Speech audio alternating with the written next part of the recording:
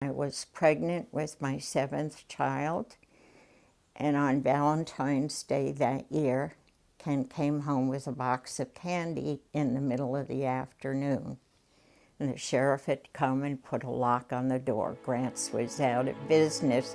That was it. 7 children. What do you do?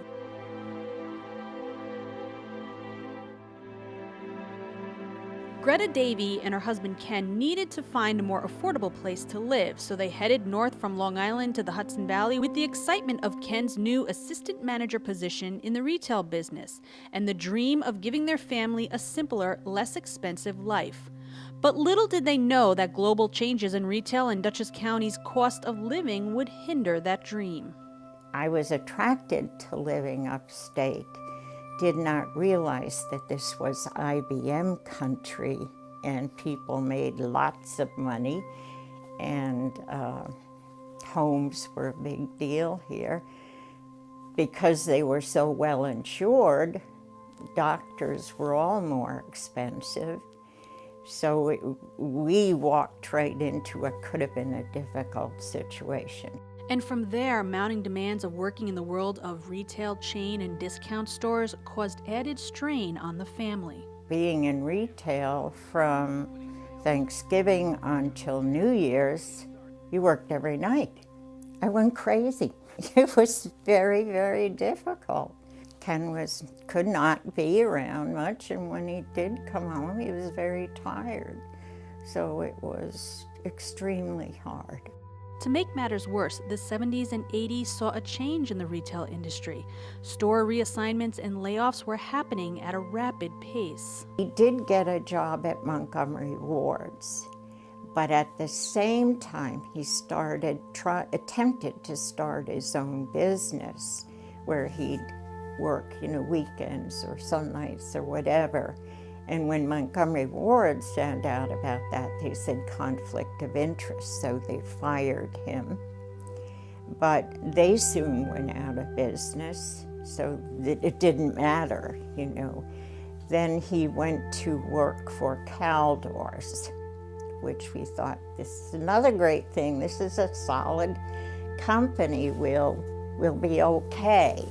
Although the pay was never good in retail. Just never. You were never going to be ahead or get caught up. There were days when there was no food. She had a sick daughter, too.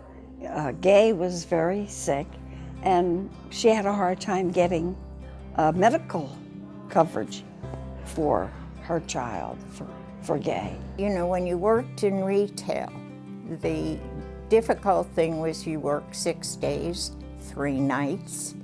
The pay was not great.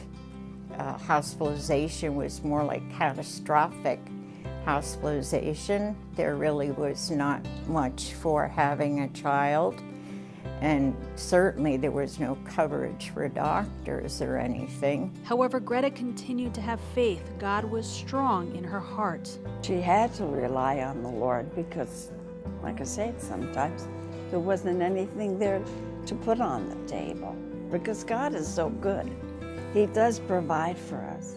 Somebody would knock at the door with a bag of groceries. But there were times when she didn't know what she was going to put on the table. Both Greta and Ken did trust and quietly served in the church, but the toll of constant job loss, lack of health benefits for their family, no pension or ability to save for their retirement years, and ultimately having to go on food stamps weighed heavily on them. And I remember, because of the situation they're in, Ken saying that he felt like a failure because Ken wasn't with any place long enough. And then being in your own business, you're responsible. The criticism was, there was a question of what was happening, why a job turnover. One of the most hurtful things was, why aren't you in church on Wednesday night? Why aren't you on church on Sunday night? But these were questions from people that worked 5 days a week and had every night off. Ken didn't work that way. It was 6 days, 3 nights. If he got a night off, he was not going to church at that point. While the Davies did serve in church as elders, youth leaders, they almost never spoke about the plight they faced day to day. And it was in those moments of serving and reflection and turning to God for strength and guidance that something far deeper than the accumulation of worldly goods was taking shape. I do think at a certain point you review your life and you think about different things. He has an enormous amount to be proud of. Beginning with an enduring legacy to their own family as well as those the Davies came in contact with in church. They may never have been wealthy, but their hearts affected the lives of those around them. Because she has been through so many things in her life, not just physical struggles, but financial struggles, it has given her such compassion for everyone else. Greta is a noticer. So she will notice the people other people don't notice. So those that are single moms in the church, she's been through some of those things. She's just aware of those signs, and she seeks those people out and says, how can we help you? She's truly a woman of God, loves the Word, loves the studying of the Word, and she's a wonderful mother. Sometimes Ken does think he was a failure in the way things went and that we had difficult times and maybe he couldn't do as much as he wanted for the family.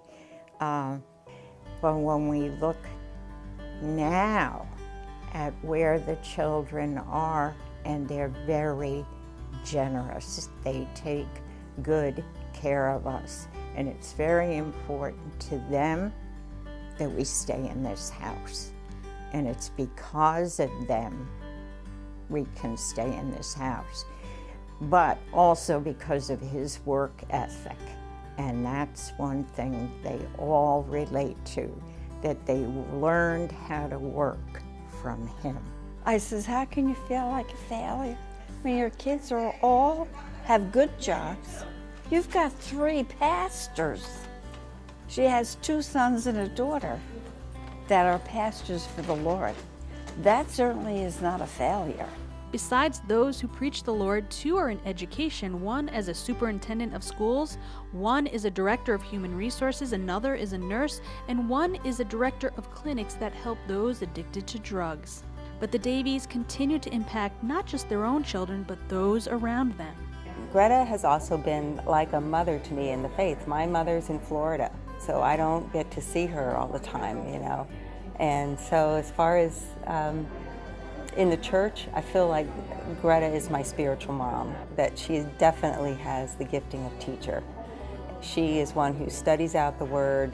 She really takes it to heart, and she feels a real responsibility to teach, and especially to teach the women and the younger women.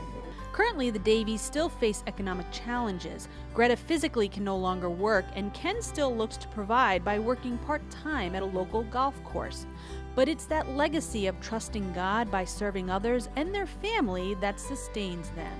I would like us to have that kind of culture where we would take care of one another without any official thing.